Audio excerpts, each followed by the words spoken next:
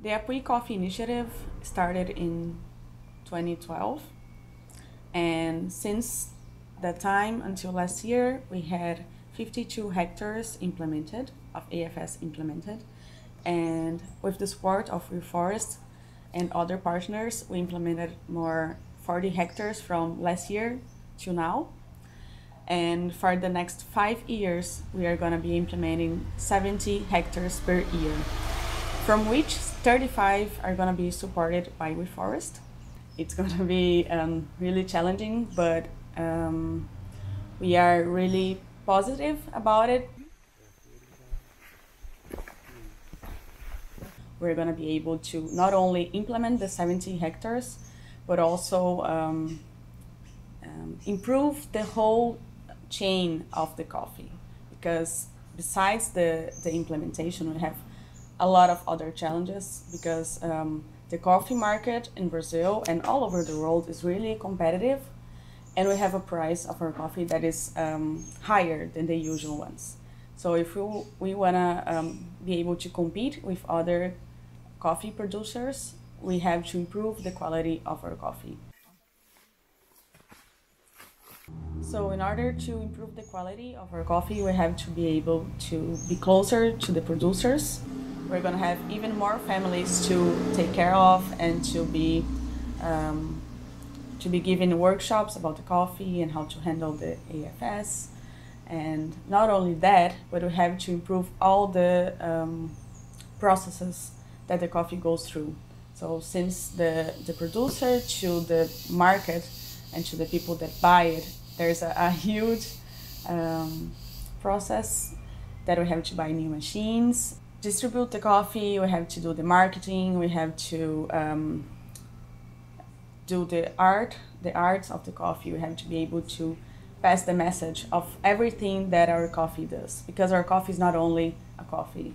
Our coffee helps the producers here in Apuí, the small producers that are every year facing new challenges from the big farmers that are coming here and are deforesting the area for cattle production, and they are moving farther and farther away from here because of these big farmers that are arriving. So we have an urgent, we have to take this urgent action.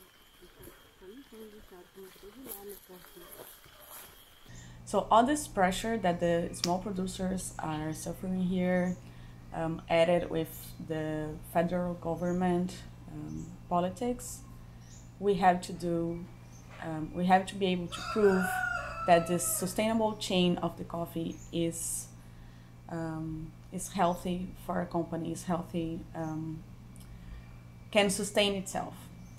So in order to do that, we created the Amazônia Agroflorestal, the new company, a spin-off of Idesan, to sell the coffee that the producers grow.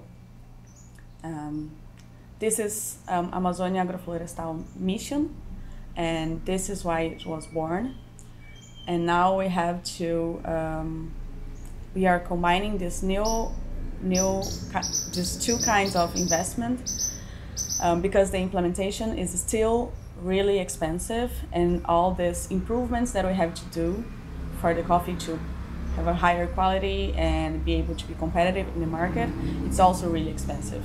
So we need all the help that we can get, that in a perspective of 5 years, we can sustain ourselves. We don't need any more donations from Idesan, and that the whole chain of the coffee sustains itself.